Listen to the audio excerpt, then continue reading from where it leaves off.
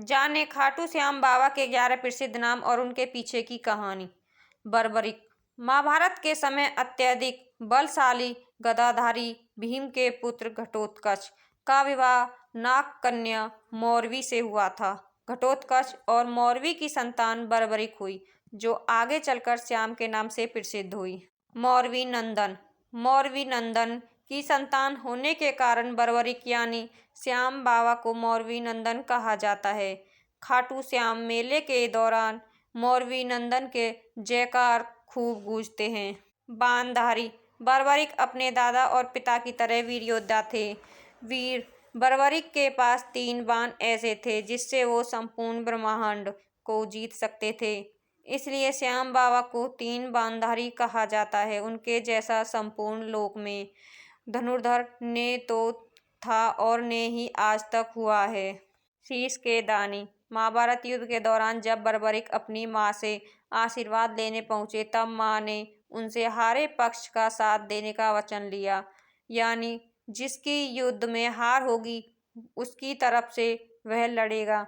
भगवान श्री कृष्ण सर्वव्यापी थे। उन्होंने पता था कि हार कौरवों की होनी है। ऐसे में बर्बरिक उनकी तरफ से युद्ध लड़ेगा तो स्थिति बदल सकती है।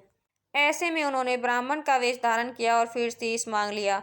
बर्बरिक ने अपना शीश दान कर दिया। इस कारण श्याम बाबा को शीश का दानी कहा जाता है। श्री श्याम। श्री कृष्ण ने बर्बरिक को शीश दान मांगने की वजह भी बताई। उन्होंने कहा कि युद्ध आरंभ होने से पहले युद्धभूमि पूजन के लिए तीनों लोकों में सर्वश्रेष्ठ क्षत्रिय के शीश की आहुति देनी होती है, इसलिए ऐसा करने के लिए वे विवश थे। बर्बरिक ने उनसे प्रार्थना की कि वे अंत तक युद्ध देखने और अपना नाम उन्हें देने की प्रार्थना की। श्री कृष्ण ने उनकी यह प्रार्थना स्वीकार कर ली। श्री कृष्ण इस बलिदान से प्रसन्न होकर बर्बरिक को युद्ध में सर्वश्रेष्ठ वीर की उपाधि से अलंकृत किया, साथ ही अपना नाम श्याम भी उन्हें दिया। कलयुग के अवतारी। भगवान श्री कृष्ण ने उन्हें श्याम नाम देने के साथ ही यह भी वरदान दिया कि वे कलयुग में पूजे जाएंगे, इसलिए उन्हें कलयुग का अवतारी भी कहा जाता है। अभी कलयुग चल रहा है और ऐसे में श्याम बाबा भक्तों की आस्था के केंद्र पर हैं। हर साल लाखों की संख्या में भक्त बाबा के दरबार में आकर हाजिरी लगाते हैं। लीले का अश्वार। श्याम बाबा को लीले का अश्वार कहा जाता है। दरअसल वीर बर्बरिक के पास नीले रंग का घोड़ा था। नीले रंग को स्थाई भाषा में लीला भी कहा जाता है, इसलिए उन्हें नीले के अश्वार या नीले के अश्व कहा जाता है। लखदातार। श्याम बाबा की महिमा निराली है। कहा जाता है कि जिस पर श्याम बाबा की कृपा होती है वह हर तरह से संपन्न हो जाता है। इस मान्यता के चलते श्याम बाबा को लखदातार कहा जाता है। यही वजह है कि श्याम बाबा के भक्तों में जहां सामान्य व्यक्ति भी हैं, धनवान बन जाता है। श्याम जी के मेले में पश्चिम बंगाल, असम, महाराष्ट्र, पंजाब, गुजरात आदि से बड़ी संख्या में भक्त आते हैं। हारे का सहारा।